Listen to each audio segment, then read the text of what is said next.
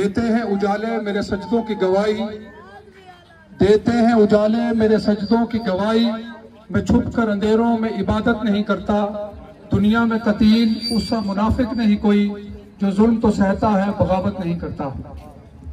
एक तो सबसे पहले ये जितने भी कैमरे हैं आपके, ये जरा थोड़े से इंतजामिया की तरफ लगाएं आप, कि ये मकबूजा इस्लामाबाद बनाया हुआ है, आप खुद अंदाजा लगाएं।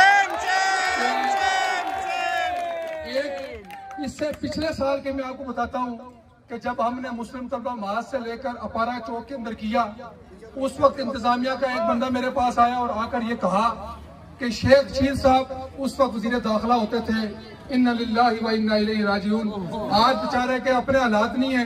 तो इन्होंने मुझे ये कहा कि उस वक्त जो उबैद भाई, शहीद सियालवी, हम मौसर खान अब्बासी साहब, शहबाज भट्टी साहब, हम सारे दोस्त थे। तो इंतजामिया के दोस्त ने मगरिब के बाद आकर मुझे ये कहा हम सारों को कि जी वजीर दाखिला शेख रशीद साहब का हुक्म है कि तुम्हारे ऊपर FIR होगी, उनके ऊपर कुछ नहीं होगा।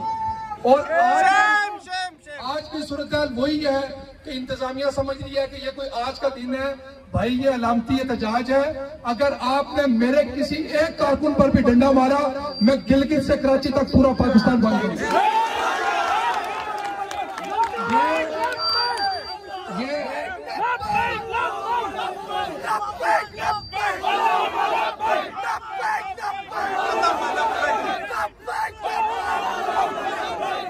ये कोई मजाक नहीं है। आप मुझे ये बताओ कि पिछले सालों के अंदर तुमने इनको प्रोटोकॉल देकर गलीज नारे पूरे पाकिस्तान और पूरी दुनिया के अंदर भेजे, और फिर तुमने ये कहा कि आइंदा साल हम इनको खुद रोकेंगे। तुम्हारा मुआहिदा मेरे पास पड़ा हुआ है कि अगले साल तुम्हें एहतजाज की जरूरत नहीं पड़ेगी, हम इनको खुद रोकेंगे। और आज आप उनके वकील बनकर कभी एक जिम्मेदार को कहते हो कि आज तुम्हारे ऊपर 12 FIR काटेंगे, कोई ये कहता है कि 780 का पर्चा काटेंगे। तुम ये शौक पूरा करके देख लो।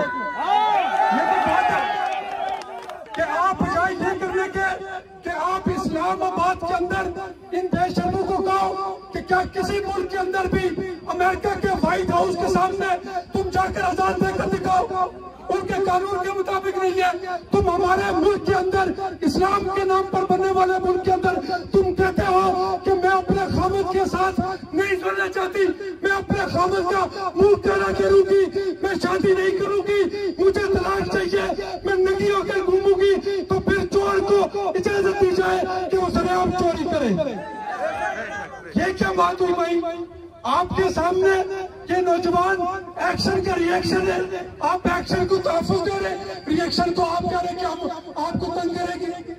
ऐसी बात नहीं है। अभी जो भी जिम्मेदार यहाँ पर है, मेरी उनसे गुजारिश है कि हम यहाँ के शहरी हैं, हम एक जिम्मेदार लोग हैं। हमारी आपसे सबसे पहले मुतालबा यह है कि थाना कोसार के अंदर भाई उस्मान और उनके साथ जो 4 साथी तुमने गिरफ्तार किए, पहले आप उनको यहाँ पर बुलाएं, फिर मैं आपके साथ बात करूंगा इंशाअल्लाह। ये कैसी बात है कि आप बंदों को गिरफ्तार भी कर रहे, रास्ते भी रोक रहे, और अभी जमाते इस्लामी के जो तर्जुमान है उनकी कॉल आई है और वो इस चौक से दूसरे चौक पर खड़े, वो ये कहते हैं अगर आपके ऊपर कोई एक्ट भी आया हम भी यहाँ से नहीं उठेंगे, हम भी करना देंगे।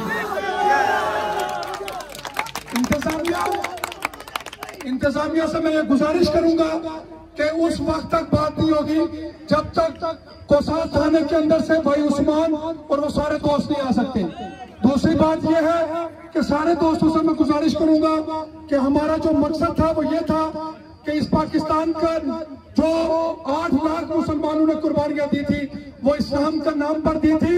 इससे कबल 2 हफ्ते कबल कामसस यूनिवर्सिटी के अंदर हुआ, हमने HEC के सामने एहतजाज किया।